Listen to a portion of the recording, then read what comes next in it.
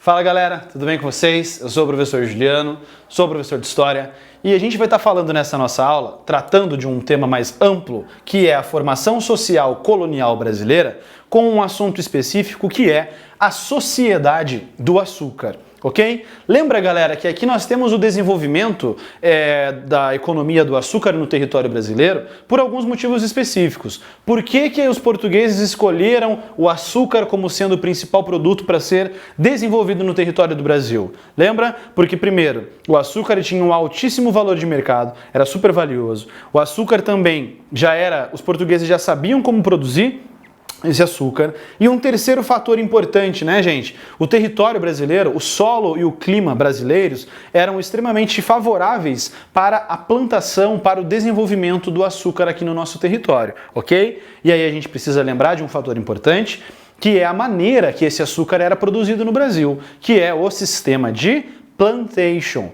O sistema de plantation tinha lá as 4 características do mel, lembram? A monocultura, a exportação, a escravidão e os latifúndios. Você tem apenas o açúcar sendo produzido em grande quantidade, né? Não só açúcar, mas em maior quantidade. Você tem esse açúcar sendo produzido para ser exportado para Portugal. Você tem a mão de obra escrava africana sendo colocada em prática aqui no Brasil por cerca de quase 4 séculos, inclusive, não apenas no açúcar, mas também, né? E os grandes latifúndios sendo desenvolvidos. E aqui a sociedade do açúcar vai apresentar características semelhantes. Na verdade, aqui a gente pode apresentar, inclusive, o que nós temos um grande historiador brasileiro chamado Sérgio Buarque de Holanda, ele vai chamar de raízes do Brasil, né? Aqui nós temos algumas raízes do pensamento e do comportamento brasileiro até os dias de hoje, né? Então, vamos lá, vamos logo falar sobre isso. Vejam, a gente tem, então, aqui nesse contexto, né, a produção do açúcar por meio do sistema de plantation, né? Não se esquece disso, tá bom? E esse açúcar, ele era produzido em sua grande maioria no Nordeste do Brasil, tá? Onde era produzido, como era produzido? Sistema de plantation. Vejam, como que funciona o processo todo. Sabe quando você vai com a tua mãe no mercado ou com o teu pai, depois na volta tem um tiozinho do caldo de cana e você toma um caldo de cana ali? Você chega lá, você pede com limão, com abacaxi, ele coloca a cana na maquininha, moe aquele troço, escorre aquele caldo, você toma o caldo de cana.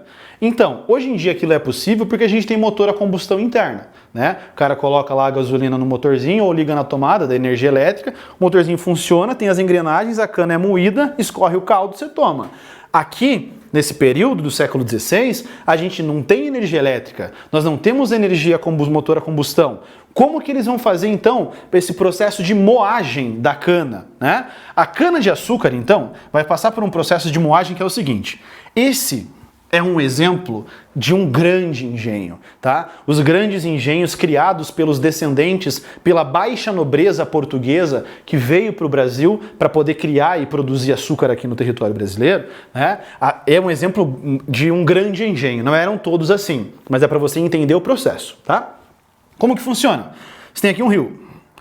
Esse rio correndo, você instala nele uma roda d'água. Sabe aquela rodinha que o hamster fica correndo? Mesma coisa. Só que aqui quem vai mover ela é a água. Então essa roda vai girando.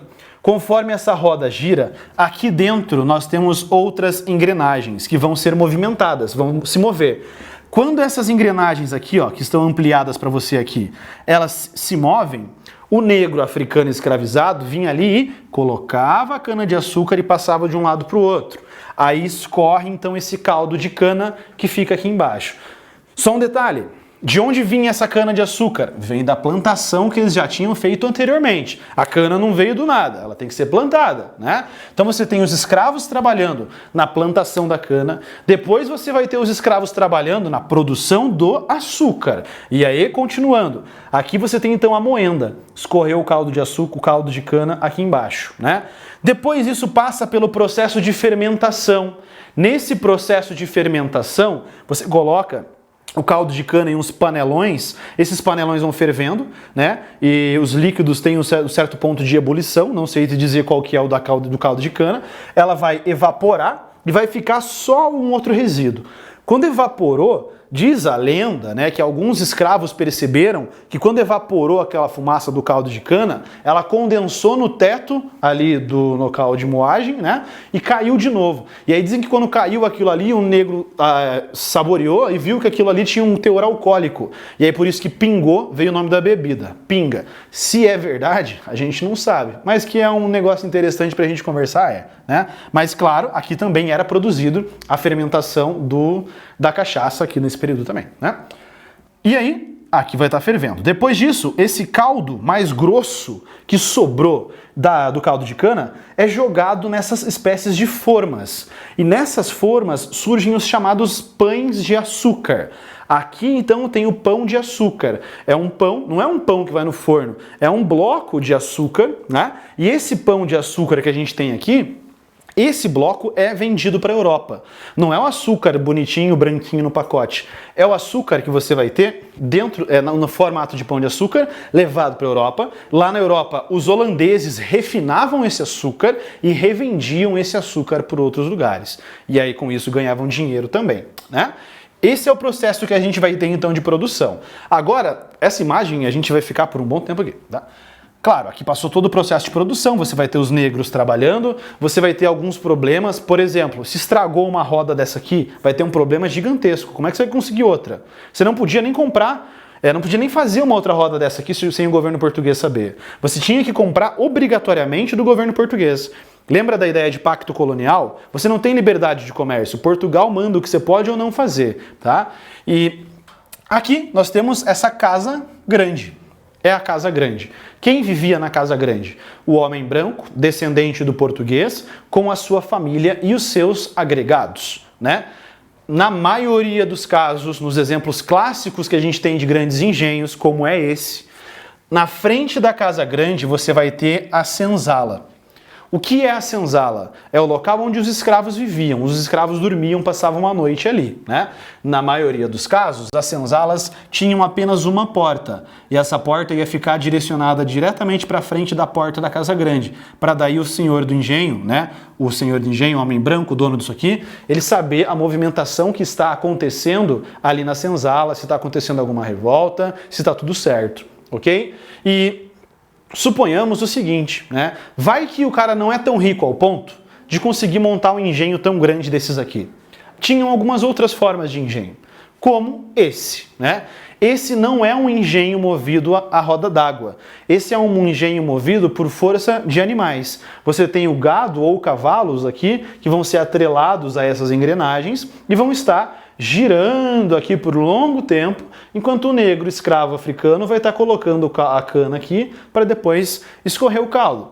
Vai que o cara não tem dinheiro para isso aqui ainda, o que ele poderia fazer? Tem essa outra possibilidade. Você coloca ali os negros girando esse processo. Repara bem, aqui você tem o negro fazendo o trabalho de um animal. Por quê? Porque o negro é considerado uma coisa, ele não é considerado um ser humano. Tem que ficar claro isso pra gente, né? E aí esses negros vão estar fazendo esse processo de ficar girando ali ao redor, escorrendo o caldo e depois, né, fazendo a transformação do pão de açúcar. Ainda podia acontecer um outro caso, né? De você ser um senhor de plantador de cana, mas você não ter dinheiro para ter os seus escravos fazendo isso tudo, para você construir uma máquina dessa e nem para você construir um grande engenho. O que você poderia fazer? Você poderia apenas plantar a cana-de-açúcar e depois você arrendava o engenho de um outro dono de engenho. Você pagaria em parte da tua produção para esse dono do engenho para poder produzir o seu próprio açúcar, ok? E nessa sociedade aqui, galera, né, vai se desenvolver uma sociedade muito característica lá no Nordeste brasileiro, bem descrita pelo Gilberto Freire no seu livro Casa Grande e Senzala, né, em que você tem ali uma sociedade patriarcal. O homem branco, dono da fazenda, ele mandava em tudo e em todos, inclusive na sua própria família. Ninguém poderia discordar das ideias desse homem chefe da família. É uma família patriarcal.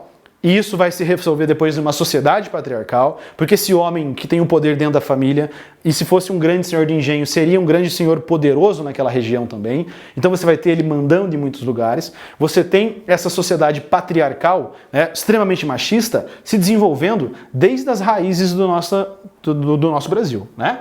Além disso, de ser uma sociedade patriarcal, nós temos o catolicismo já sendo muito bem desenvolvido aqui do período colonial. Repara aqui, ó, o que a gente tem aqui? Uma capela, né, que você vai ter ali estabelecida nas grandes fazendas. E, além disso, o exclusivismo comercial, apenas os portugueses poderiam comprar esse açúcar produzido no Brasil e também só os portugueses vendiam os escravos, né? Lembra que os portugueses eles vão ganhar duas vezes, trazendo escravos aqui para o Brasil e levando depois o açúcar lá para a Europa, né? E também entendendo que os espaços geográficos, agora entrando, né, na geografia, mas enfim, os espaços geográficos são também espaços de disputa. Você tem aqui o homem branco vivendo na casa grande com a sua família, o negro africano escravizado vivendo na senzala, né? E aqui a gente tem a representação dessa sociedade, uma aristocracia com o senhor do engenho, uma parte pequena de homens livres e a base dessa sociedade sendo sustentada, né, pelos escravos ali. Beleza, galera? A gente fecha aqui então essa nossa aula sobre economia do ouro, sobre economia do açúcar, né? Economia do ouro em um outro momento a gente vai falar, e entendam que vai ter feito esse desenvolvimento do açúcar pela utilização do plantation, com a utilização de mão de obra escrava, né? E o desenvolvimento nesses engenhos de açúcar que a gente viu agora há pouco. Beleza? Eu sou o professor Juliano, um forte abraço para vocês, bons estudos e até a nossa próxima aula. Tchau!